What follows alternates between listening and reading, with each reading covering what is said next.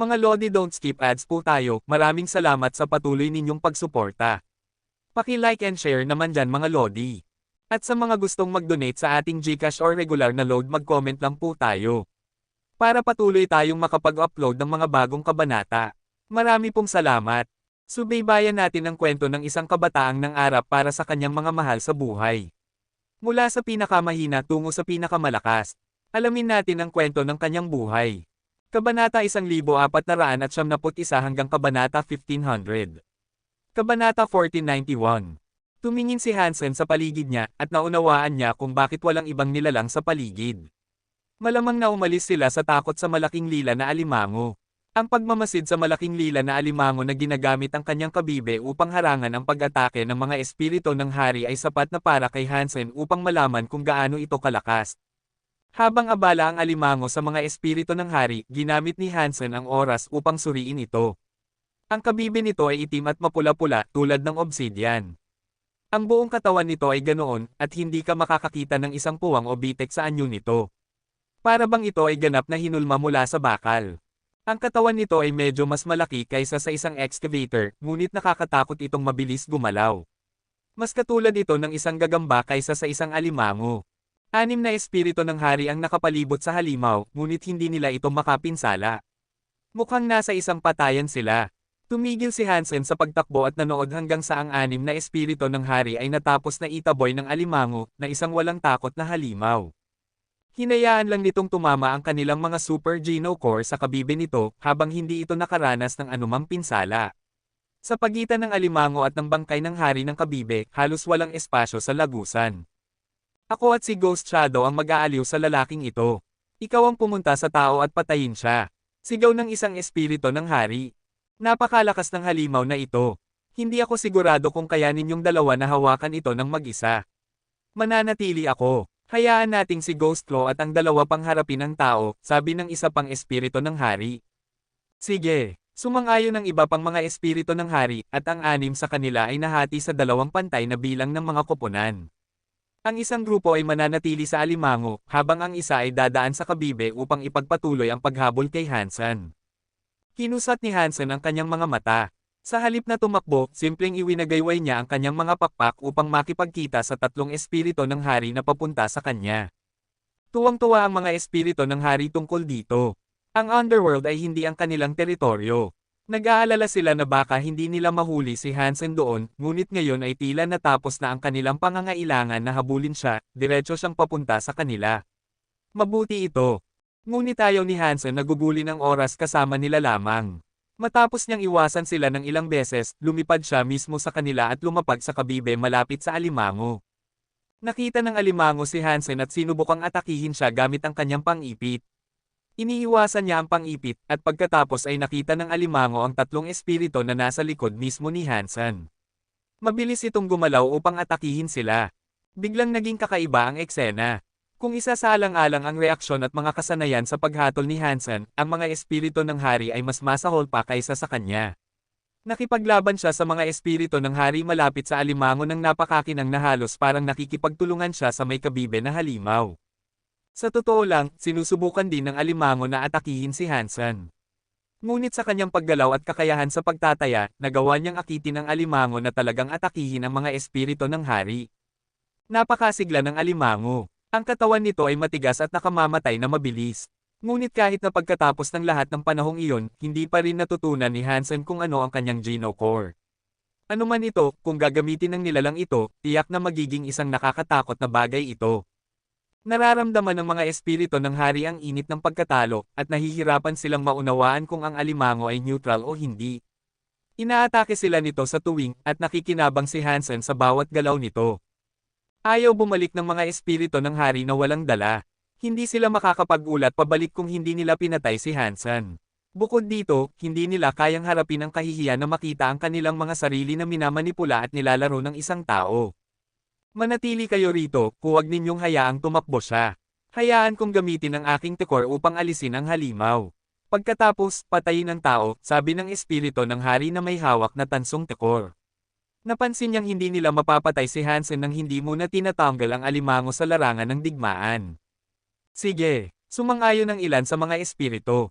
Naghiwa-hiwalay sila at hinaranggan ang lahat ng mga ruta na maaaring gamitin ni Hansen upang makatakas.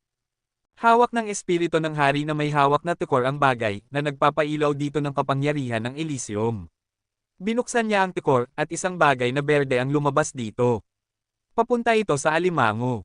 Malaki ang alimango, ngunit agad itong natakpan ng berdeng ilaw na iyon. Pagkatapos ay hinaila ito papasok sa tansong tikor. Agad na isinara ng espiritu ng hari ang takip ng tikor at makikita mo ang isang apoy na kumikislap sa paligid ng gilid nito. Ang alimango ay nilinis sa loob. Nagsimulang magingay at manginig ang tansong tikor na nagudyok sa espiritu ng hari na gawin ang kanyang makakaya upang pakalmayan ito. Ang alimango ay nagngangalit ng husto sa loob na nagnanais na wala ng iba kundi makalaya. Patayin ang tao, mabilis. Masyadong malakas ang hayop na ito, at hindi kayang hawakan ng aking tikor ito ng matagal, sigaw ng espiritu ng hari habang mahigpit niyang hinahawakan ang tikor. Wala nang sinabi ang iba pang mga espiritu ng hari, simpleng nagtipon sila kay Hansen. Galit sila, at mataas ang kanilang pagnanais na durugan si Hansen. Nakita ni Hansen na walang mga ruta ng pagtakas, ngunit hindi niya balak umalis. Alam niyang mas mahina ang Elysium Cauldron kaysa sa Elysian Umbrella. Hindi nito mapapanatili ang alimango ng matagal. Kailangan lang ni Hansen na maghintay hanggang sa makalaya ang alimango. Kapag nagawa na iyon, tapos na ang mga espiritu. Ang mga galaw at kasanayan sa paghawak ng espada ni Hansen ay tumatakbo sa lahat ng silindro, ngunit siya pa rin ang nasa panig ng pagkatalo. 5 ang kanyang kalaban, pagkatapos ng lahat. Tatay, kaya mo yan. Tatay, kaya mo yan. Si Bauer ay nasa likod ni Hansen. Sumigaw siya ng suporta habang nakakapit sa kanyang leeg. Ang braso ni Hansen ay nagasgasan ng isang espada, kaya't tinanong niya, Bauer, nasipsip ng iyong kalabasa ang kanilang ambon. Magagamit mo ba ito upang kunin ang kanilang mga armas? Oo, diretsyong sabi ni Bauer. Nagulat si Hansen at halos matamaan ulit siya. Tinanong niya ang tanong ng walang pag-iisip, hindi inaasahan na magagawa talaga ito ni Bauer. Bakit hindi mo gamitin ang kalabasa upang kunin ang kanilang mga armas? Tanong ni Hansen habang umiiwas sa isa pang armas. Ibinaba ni Bauer ang kanyang ulo at sinabi, sabi mo na ituturo mo sa akin na gawin ang mga bagay sa aking sarili. Kailangan kong lumaki at maging malaya upang maging kapaki-pakinabang. Halos umubo ng dugo si Hansen. Lagi niyang tinatanong kung bakit gumagana lang ang kalabasa kung minsan at hindi sa lahat ng oras. Gumagana ito, hindi lang niya planong gamitin ito. Ngunit ngayon, hindi na humingi ng tulong si Hansen kay Bauer. Kung gagawin niya iyon, lalabag siya sa kanyang sariling salita. Maaari akong damyugo, ngunit tiyak na hindi ko kayang mapahiya ang sarili ko. Kinagat ni Hansen ang kanyang mga ngipin, na pagtanto niyang hindi na siya makakahingi ng tulong kay Bauer. Tatay, kaya mo yan. Tatay, kaya mo yan. Paulit-ulit na inawit ni Bauer ang kanyang suporta para kay Hansen, ngunit hindi niya talaga gusto iyon. Magmadali ka, hindi na ako magtatagal. Ang ilang berdeng baging ay nakapalibot sa espiritu ng hari na may hawak ng tikor. Ang buong katawan niya ay umuusok at nanginginig habang mahigpit niyang hinahawakan ang tikor. Nasa dulo na siya ng kanyang lubad. Kabanata 1492. Ang 5 espiritu na papalapit kay Hansen ay nagmamadali. Sa ilalim ng mga buff ng Butterfly Geno Court, ang bilis at lakas ni Hansen ay nagpaparamdam sa kanya na kasing lakas nila. Kakaiba ang kanyang paggalaw, at nang palibutan siya ng 5 sa kanila, naramdaman nila na ang kanilang mga kapangyarihan ay napigilan at hindi magagamit. Maraming beses nilang naisip na tatamaan nila si Hansen, ngunit ang kanilang mga pag-atake ay magtatapos sa pagiging nakaiwas sa isang pag-atake na nagmumula sa isa sa kanilang mga sarili. Kahit anong gawin nila, hindi nila siya matamaan. Pang! Mayroong isang pagsabog. Ang Elysium Cauldron ay sumabog, at ang espiritu ng hari na may hawak nito ay lumipad palayo, nagsusuka ng dugo. Tumalo ng malaking alimango pagkatapos ng espiritu sa pamamagitan ng mga naglalaho na apoy. Kinagat nito ang isa sa mga pang-ipit nito na nakasara sa espiritu, agad na pinutol ito sa kalahati. Lumabas na ito. Tuwang-tuwa si Hansen. Nagbago ang mga mukha ng 5 espiritu ng Elysium. Bago pa man sila makapag-react ng higit pa, ang alimango ay sumugod sa kanila na may gintong salita na nakaukit sa likod nito. Nagulat si Hansen. Ang salitang nakasulat sa madilim na lilang kabibe ay mula sa isang sinaunang wika, at kumikinang na parang ito ay natahi sa kabibe gamit ang ginto. Nag-aral na si Hansen ng mga sinaunang teksto noon, kaya mabilis niyang naalala na ang salita ay nangangahulugang, mapang-api. Saan nanggaling ang salitang iyon? Iyon ba ang Geno Core ng alimango? Habang iniisip ni Hansen ang kalikasan nito, ang alimango ay sumulong upang atakihin ang isa sa mga espiritu ng hari. Ang espiritu ng hari na iyon ay may hawak na isang espada Geno Core, at gamit ang kapangyarihan ng Elysium, paulit-ulit niyang hinampas ang papalapit na pang-ipit. Katsa! Sa kanyang huling paghampas, sinira ng espiritu ng hari ang kanyang Geno Core sa kabila ng pang-ipit. Ang dugo ay lumipad mula sa kanyang bibig bago siya bumagsak sa pagkakahawak ng mga pang-ipit ng alimango. Siya rin ay pinutol sa kalahati. Ang alimango na may nakaukit na salitang mapang-api ay talagang mapang-api. Ang Geno Core ng espiritu ng hari, at ang kanyang sandata, ay madaling naputol sa kalahati. Nakakatakot. Hindi naglakas loob na manood si Hansen dahil nakakatakot para sa kanya na makita. Kung ang alimango ay kaya niya madaling putulin ang mga Super Geno Core, dapat itong isang baliw na super nilalang. Hinuli ni Hansen si Bauer at tumakbo, ngunit tumatakbo rin ang iba pang mga espiritu ng hari. Ilang sandali lang, ang bilang ng mga pinatay ng alimango ay umabot na sa 4, at 2 espiritu lang ang patuloy na nagsisikap na tumakas. Ngunit hindi hinabol ng malaking alimango ang mga natitirang espiritu ng hari, sa halip ay pinili nitong habulin si Hansen. She asterisk T. Bakit ako ang hinahabol mo at hindi sila? Nalungkot si Hansen. Naisip ni Hansen na makakakuha siya ng ilang madaling pagpatay, ngunit ang ideyang iyon ay wala na ngayon sa bintana. Ang gusto lang niyang gawin sa puntong ito ay tumakbo. Ang alimango ay mas mabilis kaysa sa mga espiritu ng hari, at habang ang mga kuko nito ay nakakalagkad sa mga bato, madali itong naabutan si Hansen. Napagtanto ni Hansen na nawala niya ang mga espiritu ng hari, ngunit ang banta na ito ay mas malaking problema. Tatay, kaya mo yan. Patuloy na sinuportahan ni Bauer si Hansen. Gusto nang umiyak si Hansen habang tumatakbo, at sinabi niya, ikaw ang aking mabuting anak na babae. Tumakbo ang tao at ang alimango sa haba ng underworld, at kahit anong gawin niya, hindi maalis ni Hansen ang kanyang buntot. Sinubukan niyang gamitin ang mga labyrinth na pasilyo at komplikadong ruta upang makatakas sa alimango. Sa huli, dumaan si Hansen sa isang lagusan na masyadong maliit para sa alimango. Ngunit hindi iyon nagpanatili sa kanya ng ligtas ng matagal, sapagkat nang dumating ang alimango, ibinagsak nito ang mga pader upang makarating sa kanya. Ang ilang metro na mga pader ay napunit na parang papel. Patuloy na tumakbo si Hansen, ngunit sa huli ay natagpuan niya ang kanyang sarili sa isang patay na dulo. Mayroong isang pader sa harap na nagsasara ng yungib. Kinagat ni Hansen ang kanyang mga ngipin at gumamit ng taya upang maghiwa. Gusto niyang maging katulad ng alimango at ibagsak ang pader upang makapagpatuloy siya. Gamit ang buff ng God Geno Core, ang espada ni Hansen ay nagningning ng pula. Ang kanyang paghampas ay nagawa upang lumikha ng isang bitek sa bato na ilang metro ang lalim. Ngunit nalungkot si Hansen. Ang kanyang paghampas ay hindi nakarating sa kabilang panig ng pader, at kung gaano kalapot ang pader na iyon, hindi niya alam. Tumayo si Hansen sa harap ng pader habang ang alimango sa likod niya ay nagbubudozer sa pamamagitan ng bato. Ang 2 metro na yungib ay doble. Habang ang mga pader sa likod niya ay naging mga labi, ang alimango ay 20 metro lang ang layo mula sa kanya. Kinuyam ni Hansen ang kanyang panga at inihampas ang kanyang espada sa parehong lugar na kanyang ginawa noon. Nagawa niyang makapasok ng ilang metro ng mas malalim sa pagkakataong ito, ngunit patuloy pa rin siyang tumatama sa bato. She asterisk T. Solid ba itong lahat? Walang nasa likod nito. Nagagalit na si Hansen. Ang malaking alimango ay nasa likod na niya, at ang mga pang-ipit nito ay nagwawala sa paligid. Ang haba nito ay sumasaklaw sa lawak ng lagusan, na inaalis kay Hansen ang kakayahang umiwas. Mukhang kailangan ko lang mag-take ng chance. Walang pag-urong ngayon, kaya tumawag si Hansen ng isang kaluluwa ng hayop. Ang kaluluwa ng hayop ay parang isang ahas na walang kaliskis.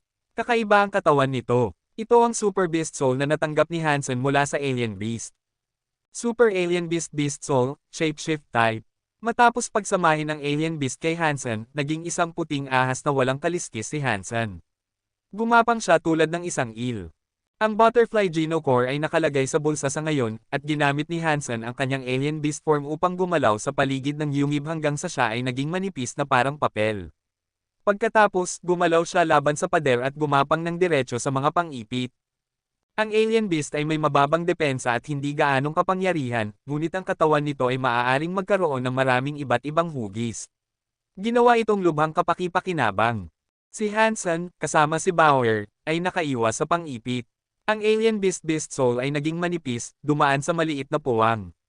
Ngunit mahirap harapin ang alimango. Ang matutulis na pang-ipit ay patuloy na nakatutok kay Hansen.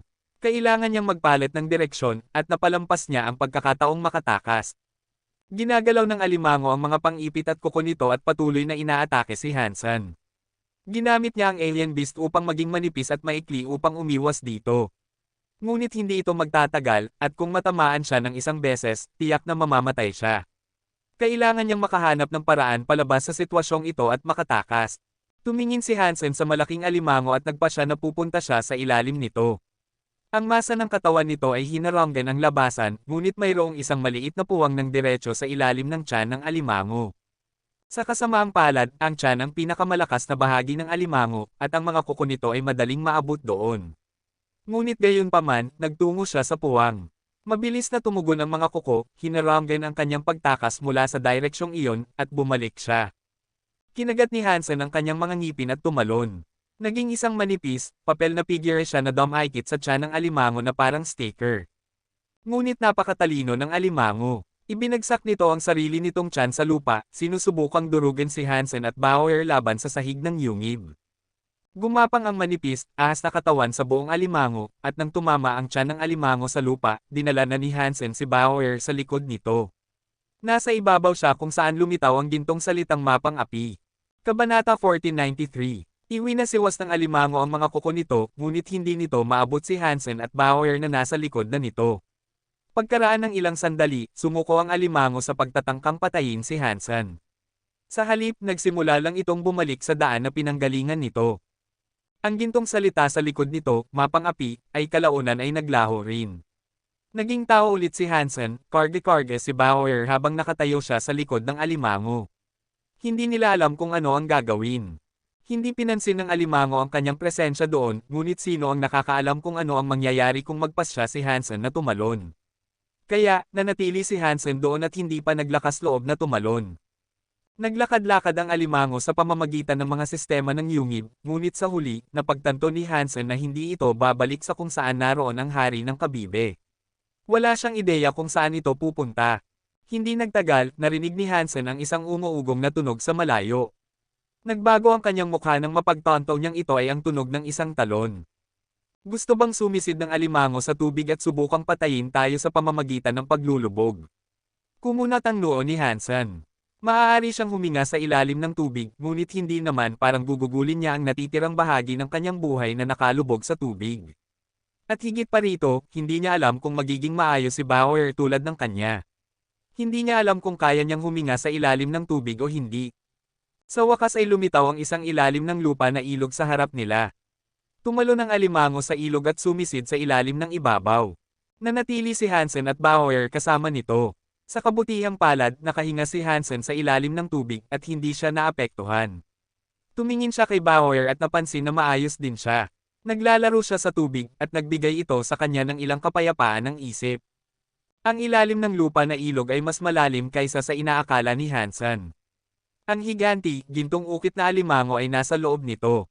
Sumisid ito ng mas malalim sa daloy. Mukhang lumalangoy din ang alimango pababa sa agos. Hawak ni Hansen si Bauer habang tumitingin siya sa paligid. Nakakita siya ng ilang mga nilalang sa ilalim ng tubig na lahat ay tumakas nang makita ang alimango. Tiniyak nilang lahat na hindi sila papasok sa daan nito. Nanatili ang alimango sa ilalim ng tubig ng isang oras. Naisip ni Hansen na maaaring nakalimutan na ng alimango ang presensya niya at ni Bauer sa likod nito, at isinasaalang-alang niya ang mga paraan kung paano siya makakapasok ng palihim. Ngunit sa sandaling umalis si Hansen sa likod nito, mabilis na lumapit ang mga pang-ipit. Nagmamadali siyang gumamit ng alien beast upang umiwas sa kuko at bumalik sa likod nito. Parang malinaw na alam ng alimango na naroon pa rin si Hansen. Determinado ang alimango na patayin siya. Umupo si Hansen sa likod ng alimango at sinubukang mag-isip ng isang paraan kung paano siya makatakas. Masaya si Bauer, iniwagayway ang kanyang mga braso laban sa paglaban ng tubig. Lagi niyang gustong nasa tubig. Hindi tumigil ang paglalakbay ng alimango.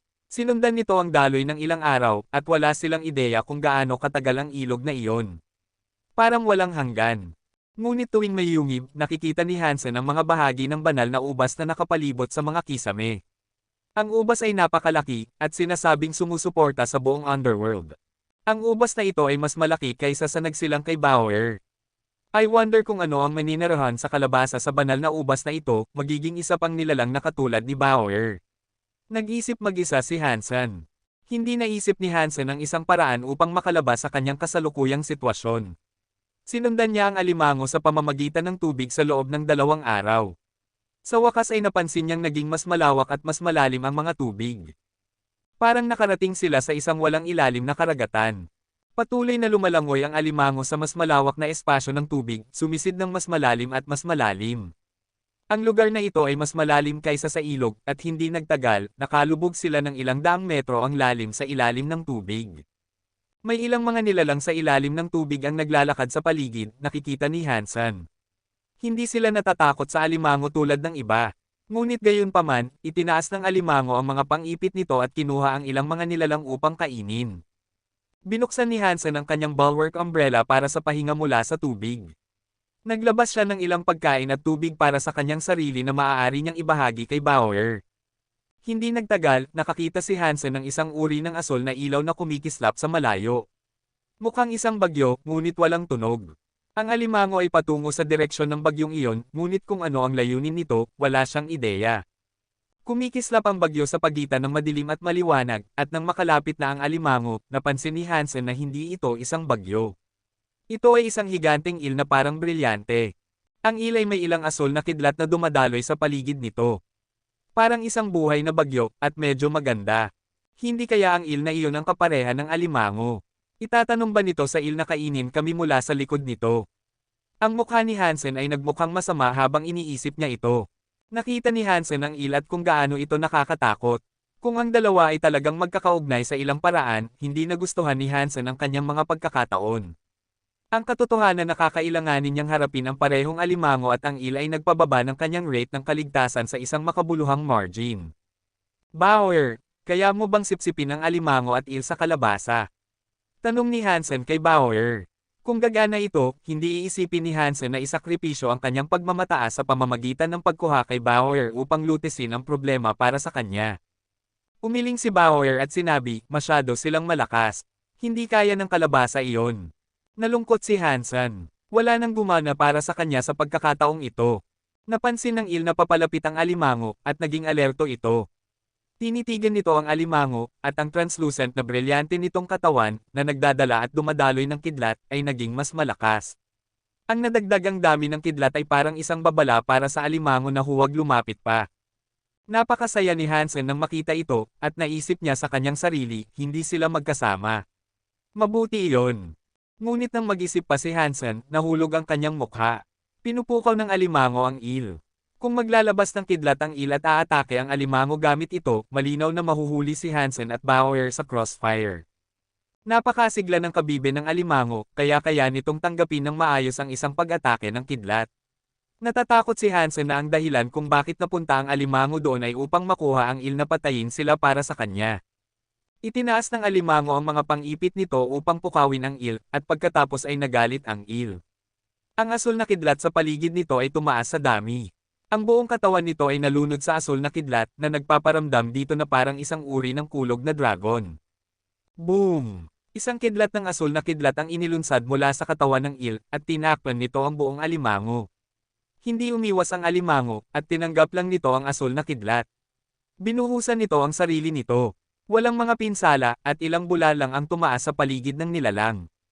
Nakaramdam ng kakilakilabot si Hansen. Nang umulan ng asul na kidlat, ang payong ay tumama ng malakas. Mukhang masisira na ito. Di asterisk man alimango. Ang sama mo, pero hindi ganoon kadali ang pagkuryente sa amin. Hinigpitin ni Hansen ang kanyang panga at tumingin sa paligid, sinusubukang makahanap ng isang paraan upang makatakas. Kabanata 1494. Hindi madali ang pagtiis sa unang pag-ulan ng kidlat. Nasira nito ang bulwark umbrella, natatakpan ng mga bitek. Nakita ng alimango na hindi patay si Hansen, iwinasiwas nito ang mga pang-ipit nito upang lalo pang pukawin ang eel. Lalo pang nagalit ang eel, at nagpaputok ito ng mas malaking paglabas ng kidlat patungo sa alimango. Naghanda si Hansen, itinaas ang kanyang sarili mula sa likod ng alimango. Kung susubukan niyang tiisin ang susunod na pag-atake, hindi lang ang payong ang masusunog sa abo, masusunog din si Hansen. Tumalon lang si Hansen mula sa likod ng alimango. Humarap ang alimango, sinusundan si Hansen gamit ang mga pang-ipit nito upang tapusin siya. Ngunit nag-transform si Hansen sa alien beast at naging isang puting ahas na walang kaliskis sa tubig. Umiwas siya sa mga pang-ipit ng alimango.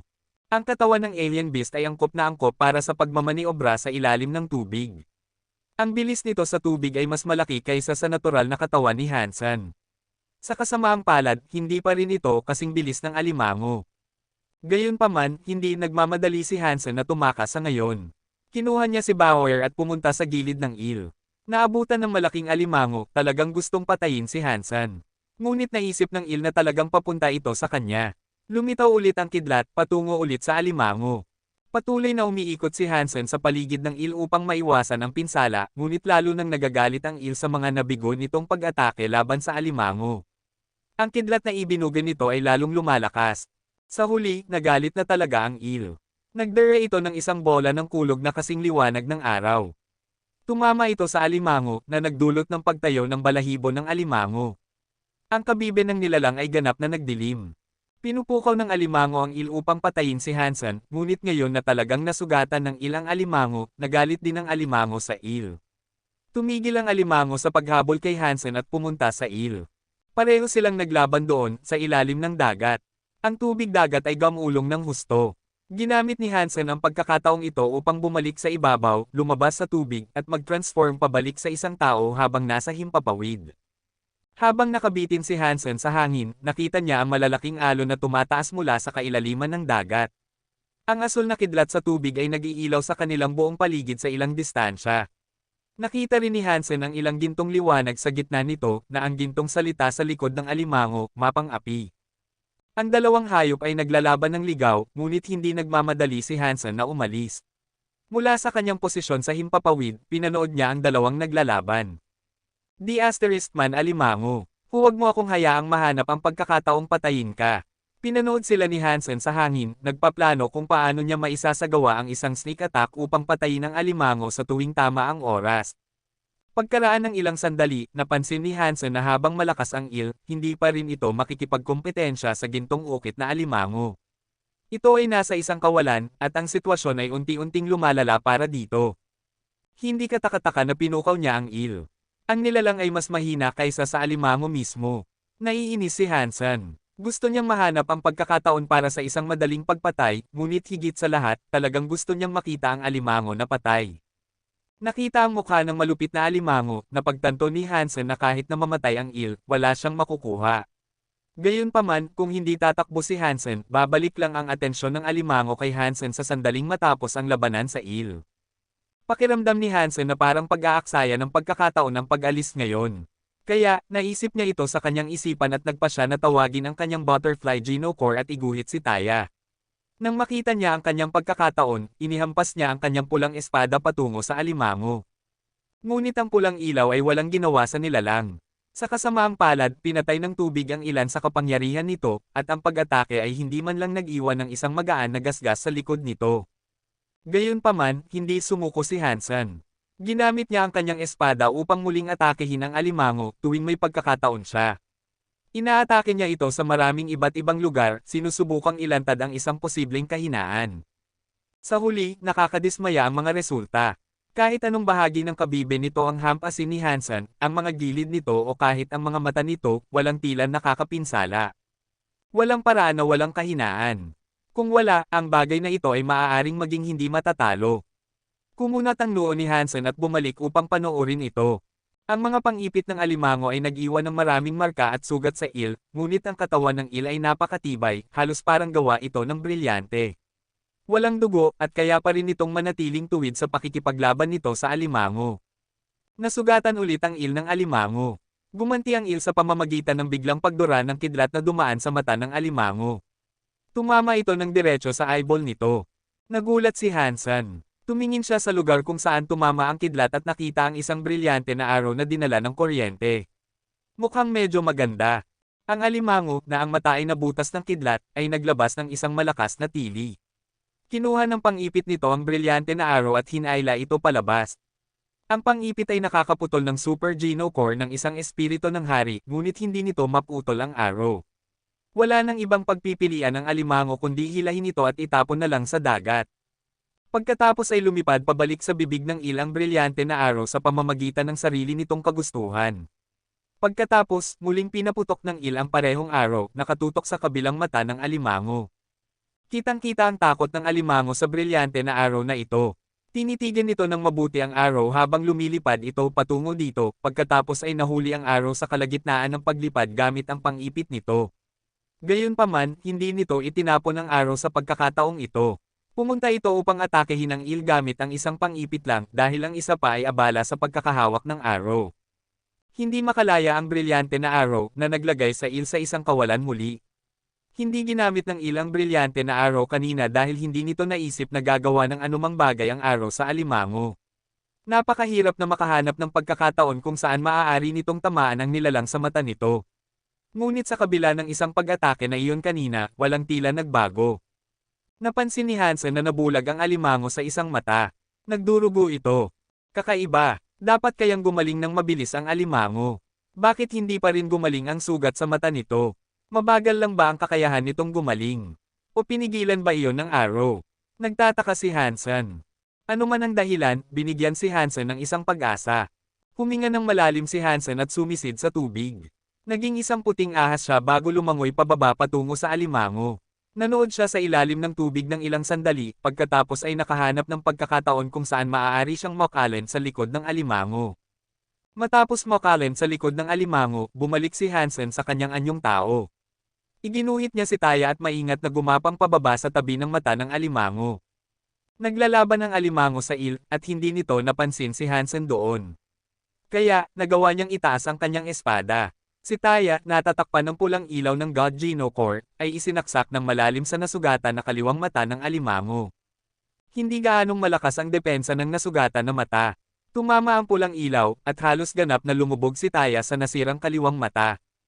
Ang alimango ay nasa matinding sakit, at iwinasiwas nito ang mga pang-ipit nito sa isang galit na pagtatangkang makuha si Hansen. Ngunit nakalabas na si Hansen ng espada at umatras sa lugar sa likod ng nilalang kung saan ligtas siya, at hindi siya maabot ng mga kuko nito. Ang mata ng alimango ay nagdurugo ng husto, at mukhang nasa masamang kondisyon. Kabanata 1495.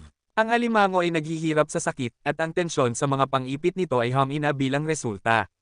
Dahil dito, nakolekta ng Il ang brilyante nitong araw. Ang Il ay inaapi ng alimango sa buong panahon, ngunit ngayon ay may pagkakataon na itong gumanti. Walang pag-aalinlangan na pinaputok nito ang araw nito sa kaaway nito. Ang alimango, sa sakit na nararanasan nito, ay halos hindi na makapagwas-iwas ng mga pang-ipit nito. Nahanap ng araw ang target nito, at maayos na tumama sa pangalawang mata ng alimango. Parehong nabulag ang mga mata nito, at dahil nawala ang paningin nito, kailangang umasa ang alimango sa lahat ng kaya nitong maramdaman. Ginamit ni Hansen ang kanyang Dangshan Aura upang itago ang kanyang paggalaw, ibig sabihin ay hindi siya maramdaman ng alimango. Hawak ang pulang taya, bumalik si Hansen sa kabilang mata nito at sinaksak ito upang magdulot ng higit pang sakit. Ang alimango, hindi maramdaman ang umaatake nito, ay patuloy na nagwawasiwas ng mga kuko nito sa walang kabuluhang paglaban. Ang araw ng Il ay nakikipagtulungan kay Hansen upang wakasan ang alimango. Gustong tumakas ng alimango ngayon, ngunit huli na para doon. Sa susunod na paglabas nito, ang kulog na araw ng Il ay tumama ng diretso sa katawan ng alimango. Nagdulot ito ng pagsusuka ng dugo sa bibig ng alimango. Tinipon ni Hansen ang kanyang lakas at tumakbo patungo sa isa pang sirang mata ng alimango. Iwinasiwas niya si Taya ng husto, sinusubukang sirain ang loob ng alimango. Ngunit napakabuti ng sigla ng alimango.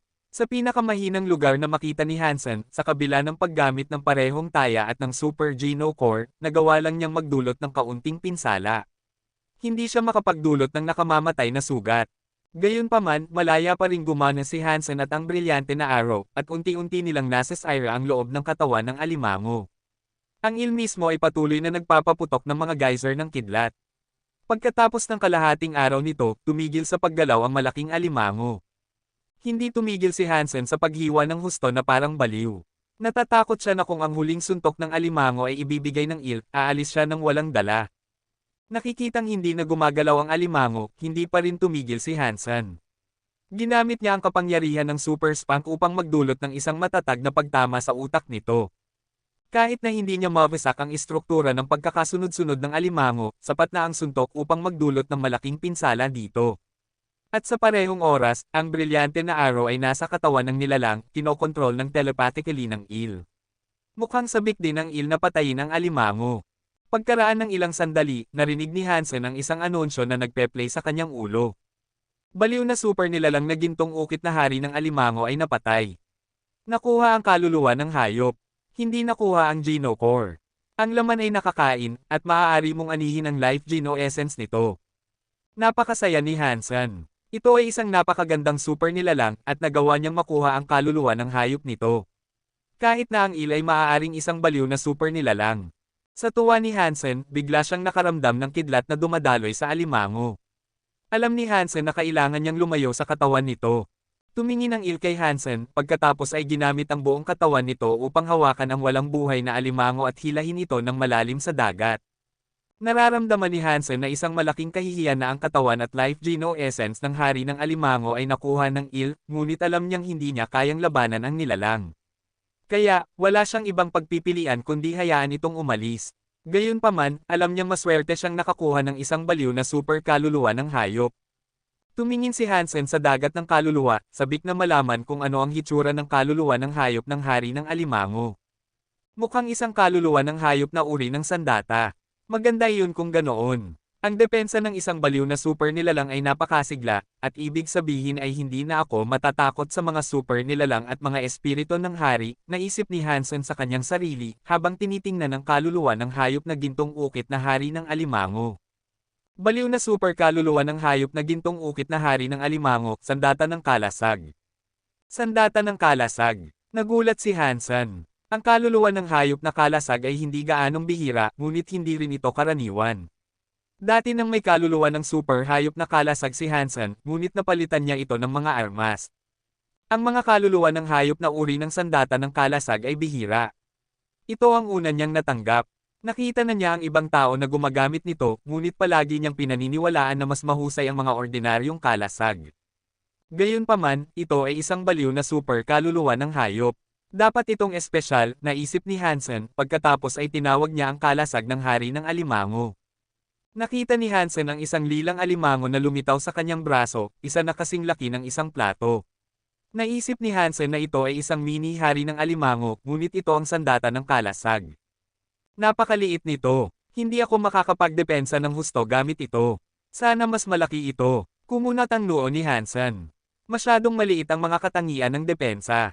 Maaaring harangan nito ang mga espada, ngunit hindi ang mga pag-atake na uri ng AoE. Naisip ni Hansen iyon, at pagkatapos ay bigla niyang nakita na lumaki ang kalasag. Nagiging parang isang heal-in din ito. Napakasaya ni Hansen. Ang bagay na ito ay maaaring lumaki. Maaari ba itong maging mas malaki? Habang iniisip ito ni Hansen, lalo pang lumaki ang kalasag. Ngunit naging mas mabigat din ito nang mangyari ito na nagpahina sa kanya sa pagdadala. Hindi nagtagal, ang kalasag ng hari ng alimango ay naging kasing laki ng isang bahay. Masyadong mabigat para kay Hansen na iangat, kaya ibinaba niya ito sa lupa upang hayaan itong lumaki. Sa kabutihang palad, ang limitasyon sa paglaki ng kalasag ay hindi walang hanggan. Nang maabot nito ang laki ng hari ng alimango na pinagmulan ng kaluluwa ng hayop, tumigil ito sa paglaki. Gamit ang lahat ng kapangyarihan ni Hansen, hindi niya ito maiaangat. Bakit hindi ko makita ang gintong salitang mapang api? Nagtataka si Hansen, nakikita ang kawalan ng gintong salitang iyon. Kahit na maganda ang hitsura ng kalasag, nang walang salitang mapang api sa likod, hindi ito perpekto. Ibinalik ni Hansen ito sa pinakamaliit na sukat nito, at mukhang isang ordinaryong alimango ang kumapit sa kanyang braso. Habang sinusuri niya ito, bigla niyang nakita ang isang isdang espada na papalapit sa kanya. Namatay ang alimango, at umalis na ang Il. Ang mga nilalang na dating nakatira dito ay papunta na ngayon pabalik. Iniisip na mukhang pagkain si Hansen, nagpasya silang atakihin siya. Ang isdang espada ay papalapit kay Hansen na parang arrow. Gayunpaman, hindi siya umiwas. Itinaas niya ang kanyang sandata ng kalasag at ginawang heal-in bago itanggi ang isdang espada. Subukan natin ang depensa ng sandata ng kalasag na ito, iniisip ni Hansen. Ang isdang espada ay dapat na isang nilalang na may banal na dugo. Sa sobrang bilis na iyon, mukhang isang sibat na direktang papunta sa sandata ng kalasag. Pang! Sa sandaling tumama ang isdang espada sa sandata ng kalasag, pinagkalooban ni Hansen ng kapangyarihan ng kalasag at kumislap ito ng ginto. At sa puntong iyon, lumitaw ang salitang mapang api. Sumasabog ang katawan ng isdang espada, kasunod ng pagtama na iyon na nagpapakulay ng pula sa tubig sa paligid nito. Banal na dugo na nilalang na shockfish ay napatay. Walang nakuha na kaluluwa ng hayop. Nasira ang genocore. Kainin ang laman upang makakuha ng 0 hanggang 10 genopoint ng random. Nanigas si Hansen. Alam niyang hindi masisira ng isang nilalang na may banal na dugo ang kalasag, ngunit hindi niya inaasahan na sasabog ang isda pagkatapos lang itong tamaan. Kabanata 1496, nagsagawa si Hansen ng ilang pagsubok. Kapag nasisipsip ng sandata ng kalasag ang isang epekto, ang gintong salitang mapang api ay lalabas at ang ipinataw na puwersa ay itataboy ng spellwork ng salitang iyon. Nakakatakot iyon. Ang sandata ng kalasag ay may malakas na anti-shock conductivity. Mas malakas ito kaysa sa anumang pananggalang na sandata. Nasiyahan si Hansen sa sandata ng kalasag. Ang tanging disbentahan nito ay ang bigat nito. Kung maabot nito ang isang tiyak na sukat, hindi na maigalaw ni Hansen ito. Inilabas ni Hansen si Bauer mula sa tubig kasama niya. Pagkatapos, sinundan ng dalawa ang ilog. Naglakad sila hanggang sa mast shelter, at sa kabutihang palad, wala nang ibang problema ang kanilang paglalakbay pabalik. Mukhang maayos lang si Ling Mayer sa buong panahon, at natuwa siyang makita na bumalik si Hansen. Sinabi ni Moment Queen kay Hansen na nagkaroon ng kaguluhan sa shelter. May isang taong may sama ng loob kay Ling Mayer, ngunit nang magkaroon ng gulo, nagawa ni Moment Queen na ayusin ito at patuloy na tumakbo ang mga bagay-bagay. Sa ngayon, wala nang nakakabahalang nangyayari. Matagal nang hindi nakauwi si Hansen, kaya bumalik siya sa alyansa kasama si Bauer. Hindi na maghintay si Hansen na makita ulit si Little Flower. Little Flower, na-miss mo ba si tatay? Kinuha ni Hansen si Little Flower at hinalikan ang pisngi nito. Hindi pa rin ito nakakapagsalita. Matagal ka nang hindi nakabalik. Matagal na, mahihirapan nang makilala ka ni Little Flower, reklamo ni Jianran. Iyon ay dahil may ilang negosyo akong kailangang asikasuhin. Maaari na akong manatili kasama mo at kay Little Flower ngayon kahit sandali lang. Nagplano si Hansen na manatili sa alyansa ng ilang panahon. Magagawa rin niyang suriin ang lahat ng bunga ng kanyang paggawa. Mabuti, kailangan kong pumili ng paaralan na papasukan ni Little Flower. Nagtayo ang pamilya Tang ng kindergarten. Narinig ko ang magagandang bagay tungkol dito. Maraming mga kalahating Diyos ang pumipili na ipasok ang kanilang mga anak doon, kaya marahil dapat tayong pumunta at tingnan ito minsan, sabi ni Jianran. Gaano na ba kaluma si Little Flower? Ipapadala mo na siya sa paaralan. Tumingin si Hansen kay Jianran na bahagyang nagulat. Mas mainam na simulan ang edukasyon ng maaga. Pupunta lang tayo at titingnan muna. Kung maganda ang lugar, maaari natin siyang ipadala doon sa loob ng ilang taon, kapag 3 taong gulang na siya. Naisip pa ito ni Jianran, at pagkatapos ay nagpatuloy sa pagsasabi, magkaibigan kayo ni Tang Zhenliu, hindi ba? Marahil dapat mong bigyan siya ng kaunting paalala tungkol dito, at ang mga guro ay maaaring magbigay ng kaunting pansin at pag-aalaga kay Little Flower. Sinabi ni Hansen sa kanya, maaga pa. Tatawid na lang natin ang tulay na iyon kapag narating natin ito.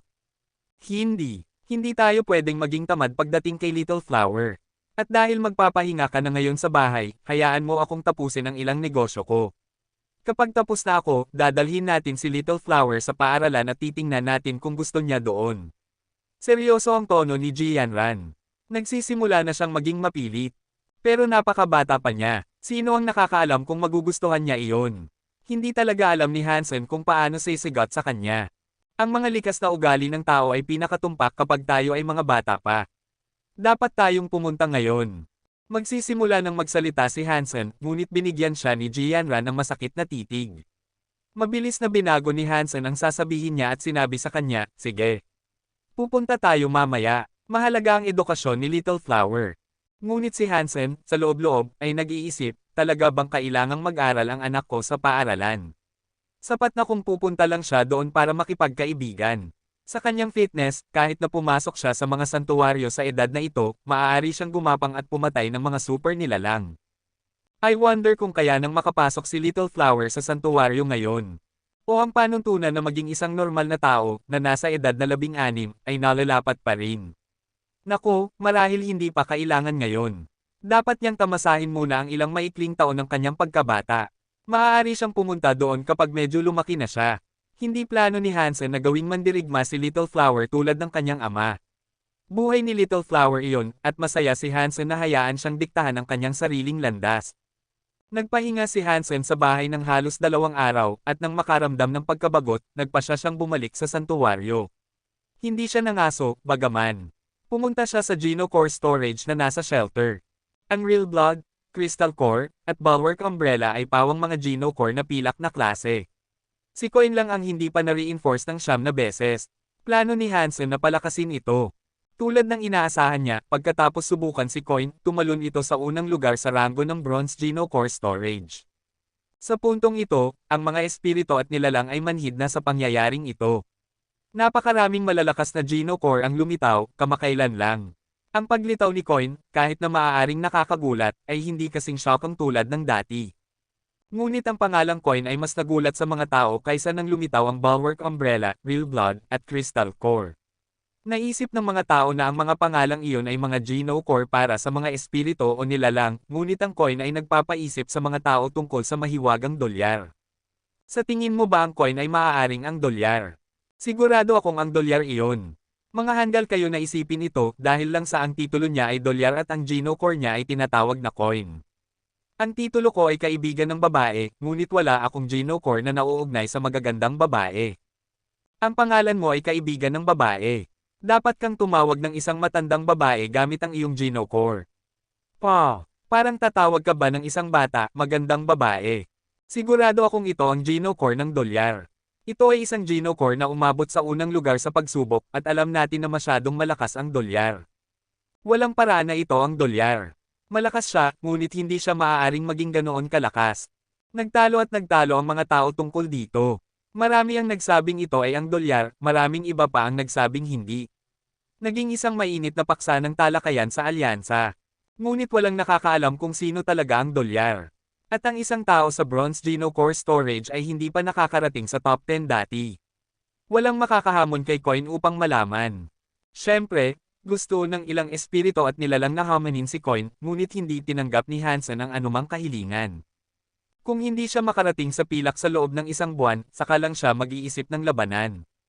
Lumabas si Hansen sa Geno Core Storage. Pagkatapos, ginamit niya ang Crystal Core bilang kanyang susi para sa muling pagpasok. Hinayaan niyang magsagawa ng pagsubok ang Crystal Core upang kumpirmahin ang ranggo nito. Tulad ng inaasahan, muling nakarating ang Crystal Core sa unang lugar sa pagsubok na pilak. Ang pagiging number 1 na pilak na Geno Core ng Crystal Core ay hindi masyadong nakakagulat. Inaasahan ng maraming tao na mangyayari ito. Ngayon ay umaasa silang makita na tumalon ang Real Blood, Bulwark Umbrella, at Coin. Lahat sila ay tumalon sa unang ranggo dati. Kaya, gustong malaman ng mga tao kung alin sa mga iyon ang magiging una at mananatili sa unang ranggo. Gayunpaman, hindi pa pinalaki ni Hansen ang iba pa. Maaari silang maghintay dahil ayaw niyang maakit ang hindi kinakailangang atensyon. Ang ranggo ng Geno Core ay hindi lahat. Ang lakas ng isang Geno Core ay nakasalalay pa rin sa master na naghawak nito dahil ang mga Geno Core at ang kanilang mga kakayahan ay mga tool lamang na gagamitin. Gayunpaman, hindi gaanong nagbigay pansin si Hansen sa mga simpleng ranggo. Nang walang isang maayos na labanan, hindi ito sapat na nakakumbinsi. Ilang araw pagkatapos, natapos ni Jianran ang kanyang negosyo. Dinala niya si Bauer at Little Flower sa kindergarten sa Planet Gunat. Kapag 3 taong gulang ka na, maaari ka nang pumasok sa kindergarten.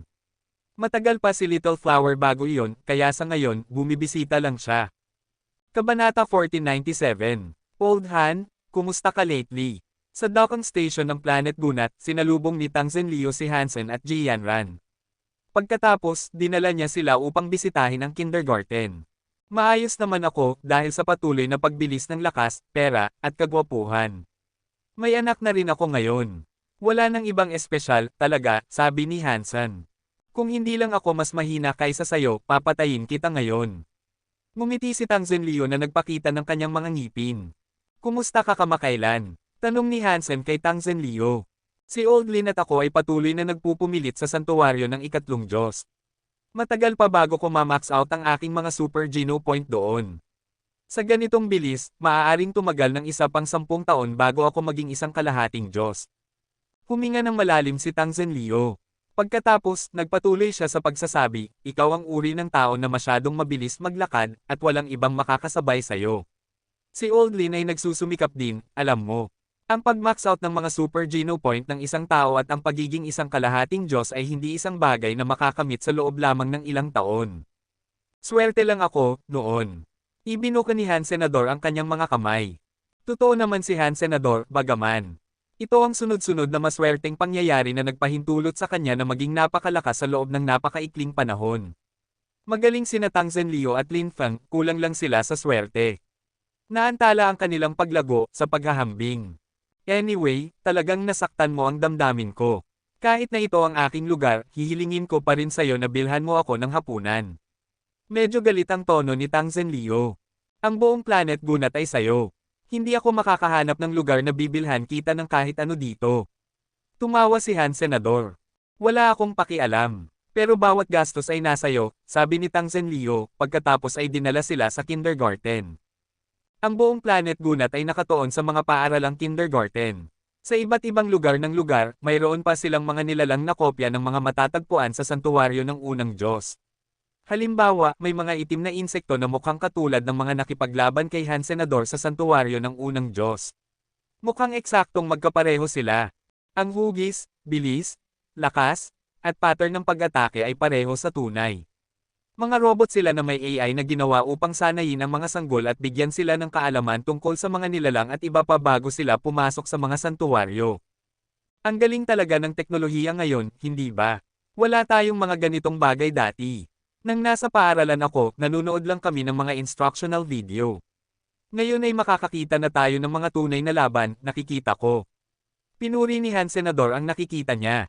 Ngumiti si Tang Zhenliu at sinabi, mayroon na tayong teknolohiyang iyon dati, ngunit nag-aral ka sa isang paaralan na para sa lahat.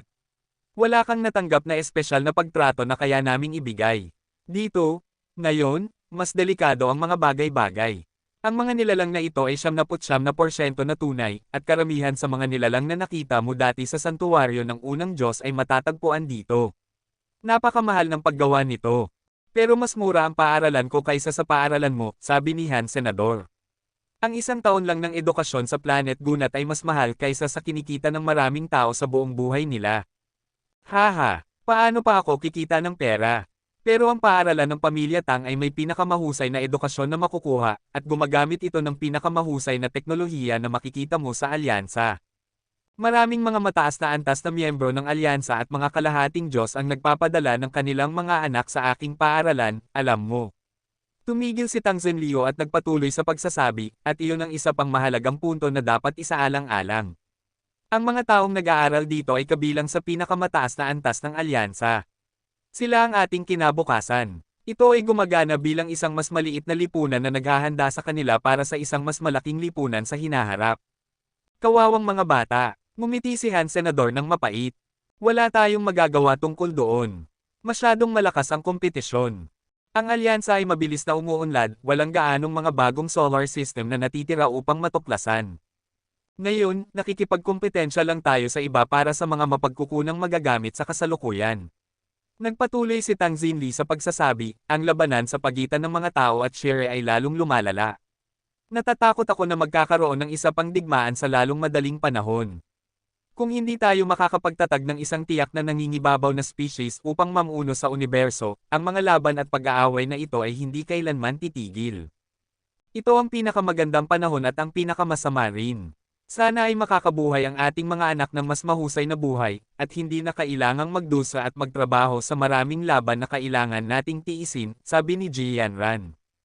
Kung makakabuhay ka ng mapayapa at komportable, sino ang gugustuhing makipaglaban? Ngunit pagdating sa ating papel sa universo at sa mga santuwaryo, mahirap ang paghawak ng lupa sa pareho. Kailangan nating makipaglaban. Tumigil saglit si Tang Zhenliu bago nagpatuloy sa pagsasabi, at sa totoo lang, kahit na kontrolin ng mga tao ang lahat, magkakaroon ng awayan sa loob. Ano man ang henerasyon nila, ang pangangailangan na makipaglaban ay palaging darating. At ang aming kindergarten ay perpekto para bigyan ng mga bata ng isang head start. Old Tang, hindi masama ang iyong sales speech. Kinutya siya ni Han Senador. Tumawa si Tang Zhenliu at sumagot, hindi ko maiwasang gawin iyon. Kailangan kong kumita ng pera. May dalawa akong anak na babae at isang kakilakilabot na asawa. Kailangan ko ng matatag na sweldo. Naalala ko na ang pinakamaliit mong anak na babae ay halos kasing edad ni Little Flower. Pupunta rin ba siya dito? Tanong ni Han Senador. Interesado ka na ba sa anak ko? Tumawa si Tang Zenlio. Magkapatid tayo. Tingnan mo si Little Flower ko, alam mo lang na magiging gwapo siya sa hinaharap. Kung hindi magsisikap ang anak mo, wala siyang pagkakataon sa kanya, sabi ni Han Senador. Kalokohan iyon. Ang Little Flower mo ang dapat magsikap. Ang anak ko ay magiging isang magandang babae, at ang mga lalaki ay magkakipila sa buong block at sa buong kalawakan para sa pagkakataong makuha siya. Kailangan ng kumuha ng tiket ang Little Flower mo at makapila. Habang nag-uusap sila, naglakad-lakad sila sa buong paaralan. Nasiyahan si Jianran sa mga kagamitan na ipinakita at sa mga guro na nagtatrabaho. Ang punong guro pa rin ba ng kindergarten ay si Tang En? Tanong ni Jianran. Sumagot si Tang Zenlio, ang tiyuhin ko ay tinawag pabalik upang mamuno sa isang hukbo. Ang kasalukuyang punong guro ay ang lola ko. Ang pangalan niya ay Tang Yu. Tang Yu. Nagulat si Hansen. Sa larangan ng labanan ng Gino, sinabi ni Elishanmon kay Han Senador na ihatid ang isang mensahe sa isang taong nagngangalang Tang Yu. Ngayon na narinig ulit ni Han Senador ang pangalan niya, naalala niya ang kahilingan. Ngunit dahil sa kasunod na pag-uugali ni Elishanmon, naniniwala si Han Senador na nagpapanggap lang siya. Ang posibilidad na nag-imbento lang siya ng pangalan ay hindi isang bagay na hindi niya maisip. Maaaring nagkataon lang iyon, kaya hindi niya ito masyadong inisip. Matapos bisitahin ang kindergarten, hiniling sa kanila ni Tang Zenlio na manatili doon ng 2 araw. Pagkatapos noon, bumalik sila sa Planet Roca. Sumakay sila ng kanilang sasakyang panghimpapawid patungo sa gunat sa pagkakataong ito dahil matagal na rin nang hindi naglalakbay si Jianran. Para silang bakasyon. Naglalakbay na sila palayo sa gunat ng kalahating araw na si Jianran ang nagmamaneho.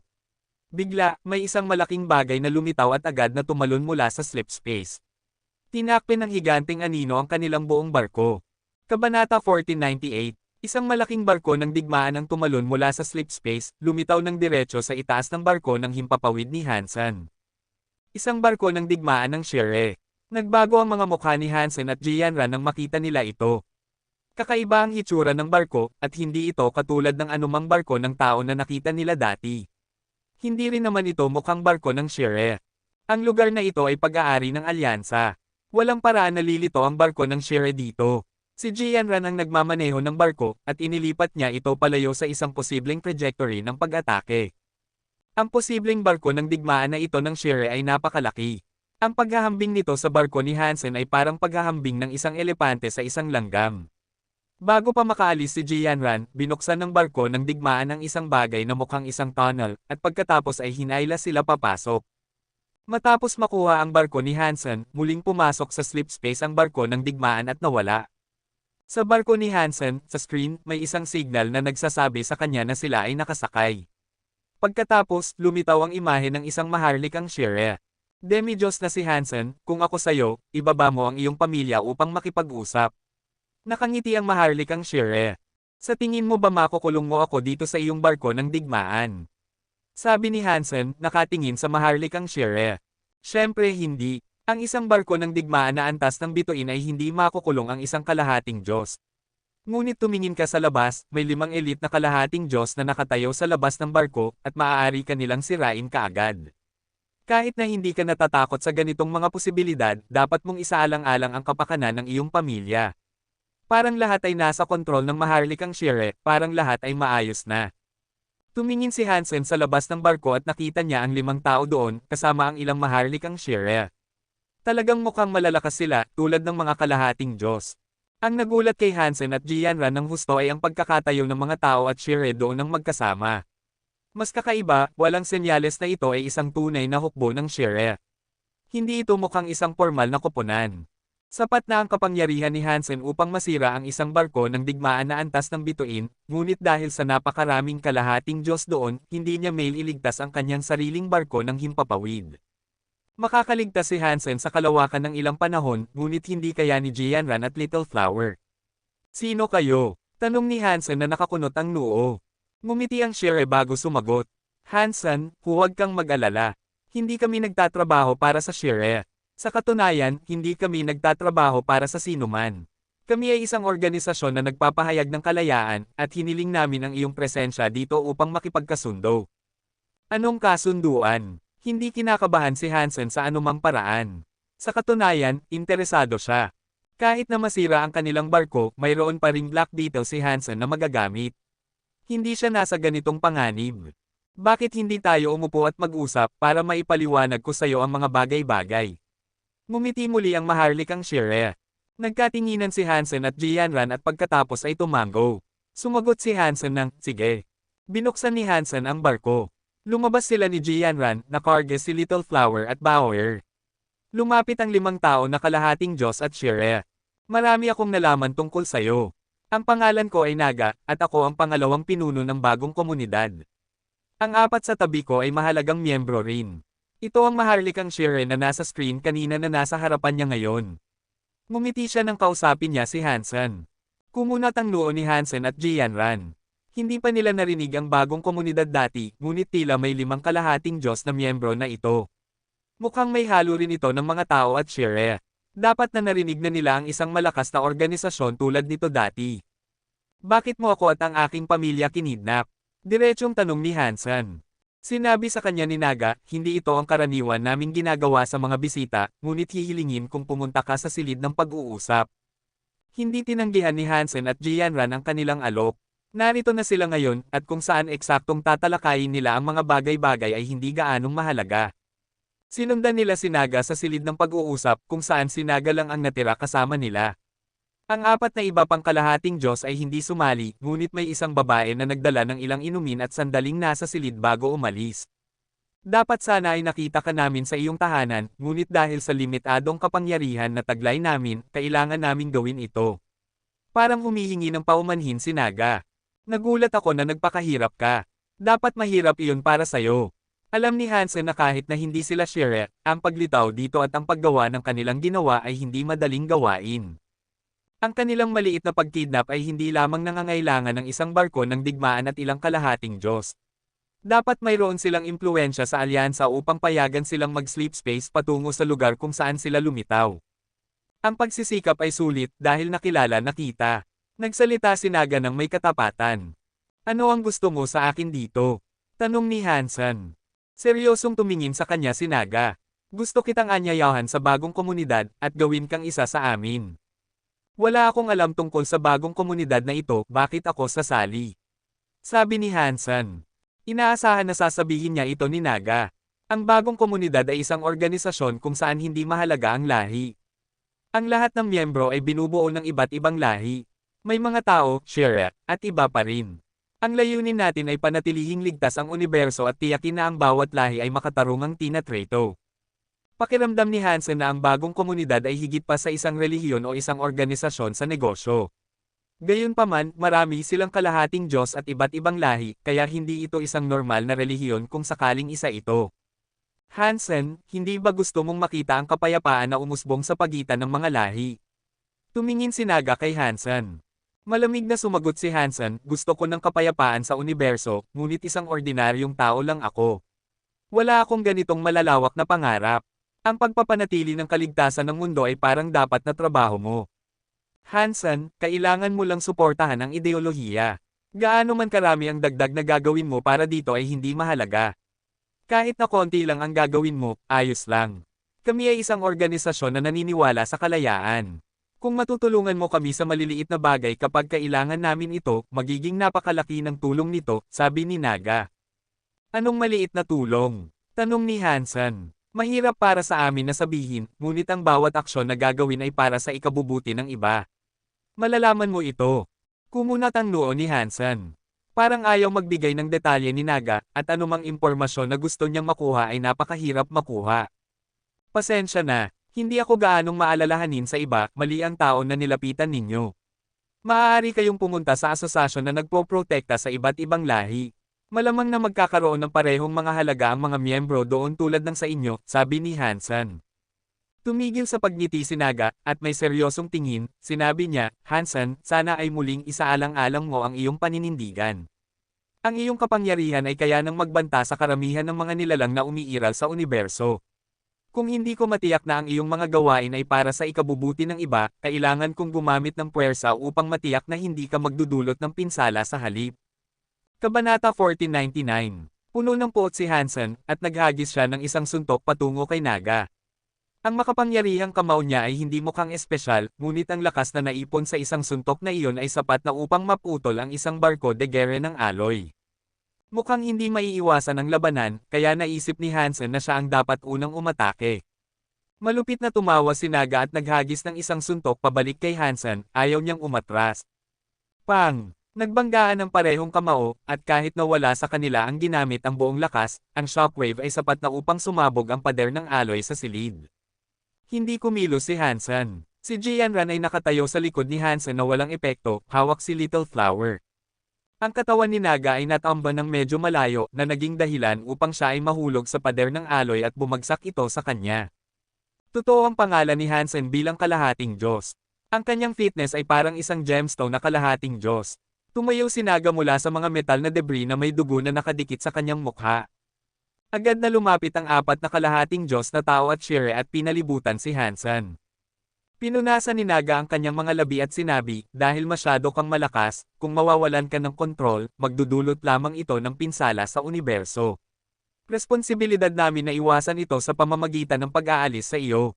Tumingin si Hansen sa kanya at malamig na tumawa. Sino ka upang husgahan kung ako ay nakakapinsala sa iba? Sa tingin mo ba ay Diyos ka? Hindi kami mga Diyos. Kami ay mga taong inatasan na protektahan ang mundong ito. Hindi nagbago ang mukha ni Naga. Biglang sumabog ang kapangyarihan sa kanyang katawan. Nagsimula siyang magbago, at ang magandang mukha ng isang maharlikang Shire ay pinatalsik ng isang nakakatakot na kapalit. Pagkatapos niyang gamitin ang Shire Change, humakbang si Naga patungo kay Hansen at sinabi, bibigay ako sa iyo ng isang pagkakataon pa. Kung sasali ka sa amin at patunayan ang kabutihan ng iyong puso, pahihintulutan ka naming mabuhay. Ang pinakamalaking biro na narinig at nakita ko. Wala akong kailangan patunayan kanino man kung ako ay mabuti o masama. Nag-aalab ng apoy ang mga mata ni Hansen habang nakatingin kay Naga. Ngunit nagpasya na ako na sa araw na ito, bibisita ako sa madilim na panig.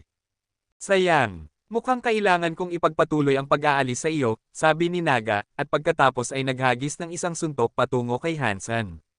Sa Shire Change, at bilang isang apat na rang na mandirigma, kitang-kita kung gaano siya kalakas. Pati ang iba pang apat na elite ay nagpalabas din ng kanilang kapangyarihan. Ang mga tao ay nagsummon ng kanilang mga demigod Geno Core habang ang mga Shire ay gumamit ng kanilang mga kakayahan sa Shire Change. Ang lakas nila ay napakalakas, madaling umabot sa antas ng Sacred Blood. Habang ang mga kalaban sa antas ng Sacred Blood ay maaaring maging matinding laban para sa iba, hindi ito anuman para kay Hansen. Bamuka ang kanyang mga pulang pakpak, tinakpan ang kanyang katawan ng pulang liwanag. Sa malakas na pulang liwanag na iyon, ginamit ni Hansen ang kanyang mga kamay na parang mga espada. Ipinukol niya ang isa sa papasok na kamao ni Naga. Ang kamao ni Naga, pati na rin ang kanyang braso, ay ganap na naputol. Napansin niyang may mali bago nagbanggaan ang kanilang mga puwersa, kaya nakaswerte siyang nakagawa ng kaunting hakbang palayo. Kung hindi siya kumilos, ang buong katawan niya ay mapuputol. Walang patid na umikot si Hansen at nag-flap ng kanyang mga pakpak, nag-teleport ng 4 na beses. Sa bawat paglipat, may kasamang 4 na pulang liwanag na sumasagitsit, mabilis na nagwakas sa 4 na kalahating Diyos at Shire. Wala pa silang pagkakataon na makipaglaban. Imposible. Paano ka nagtataglay ng ganitong lakas? Kakalabas mo lang bilang kalahating Diyos. Kahit na ma-max out mo ang iyong mga Super Geno Point, hindi ka makakaabot sa Super. Hawak ni Naga ang kanyang balikat na dumudugo. Sa mga nakabukas na mata, tiningnan niya ang mga katawan at dugo sa paligid niya. Nasa likod pa rin si Jianran, tinatakpan ang mga mata ni Little Flower. Ayaw niyang makita ng kanyang anak ang dugo ng maaga sa kanyang buhay. Sino ang iyong master? Sino ang nag-utos sa iyo na patayin ako? Diretsyong tinanong ni Hansen si Naga. Walang sino mang walang pangalan na puwersa ang makakapagtipon ng ganitong karaming kalahating Diyos. Dapat ay mayroon itong malaking bagay sa likod. Tumingin si Naga at tumawa, umiling at nagsabi, kung pumasok ka sa bagong komunidad, makikita mo kung sino ang leader. Sa paraan ng iyong pagtatanong, mukhang hindi mo ako paniniwalaan kahit sabihin ko. Maaaring hindi ko kaagad mapatay ka ngayon, ngunit sa susunod ay tiyak na gagawin ko. Lumalakas ka, at iyon lang ang ibig sabihin ay mas maraming pinsala sa universo. Hindi ko hahayaang magtagal ka. Sino ang nagsabing bibigyan ka ng isa pang pagkakataon? Patay ka na, tahimik na sabi ni Hansen. Hindi natatakot si Naga. Patuloy ang pagdudugo ng kanyang balikat, at nagiging mapotla ang kanyang mukha, ngunit nagawa pa rin niyang magtaas ng ngiti. Hindi mo ako mapapatay. Nagkamali kami sa pagtansya dahil hindi namin alam na naabot mo na ang lakas ng superclass, kaya pagkakamali namin na hindi kami nagdala ng mga superclass kasama namin. Tandaan mo, hindi ka nag-iisa. Maaari kang makaligtas, ngunit ang iyong asawa at anak ay hindi. Nagtakda ako ng trigger ng patay na tao, kung mamatay ako, ang barko ay self-destruct. Makakaligtas ba ang iyong asawa at anak sa malalim na kalawakan hanggang makahanap ka ng ibang planeta? Malakas na nagtawa si Naga. Kaya, hindi mo ako mapapatay. Sa susunod, hindi ko na ulitin ang parehong pagkakamali. Kahit na ikaw ay superclass, wawasakin ka ng bagong komunidad. Natapos ka na ba? Panahon na upang umalis, sabi ni Hansen. Ipinukol niya ang isang suntok kay Naga. Hindi nakapagpigil si Naga. Tumalikod siyang sumisigaw, hindi mo ako mapapatay. Lahat ng sinabi ko ay totoo. Kung patayin mo ako, mamamatay din ang iyong asawa at anak. Blurg. Walang sinabi si Hansen. Ang kanyang kamay ay kumilos lamang upang tamaan ang ulo ni Naga, at ang pulang liwanag ay pumutol mula sa leeg. Ang dagwang ulo ay gamulong palayo, ang mga mata nito ay puno ng gulat. Tiyak na hindi inaasahan ni Naga na papatayin siya ni Hansen ng ganitong paraan. Boom! Hindi nagbibiro si Naga. Nang siya ay namatay, na-activate ang self-destruct system. Nagsimula ng sumabog ang barko. Nagmamadali ang kamay ni Hansen habang tinawag ang Black Beetle. Sinabi niya, Jianran, ikaw ang magmaneho. Ipinagsiksik ni Jianran si Little Flower sa loob ng Black Beetle, ngunit hindi pa pumasok si Hansen. Tumalon siya sa itaas ng beetle at ipinukol ang isang kamao pataas, at ang pulang liwanag ay palm unit ng butas sa kisame.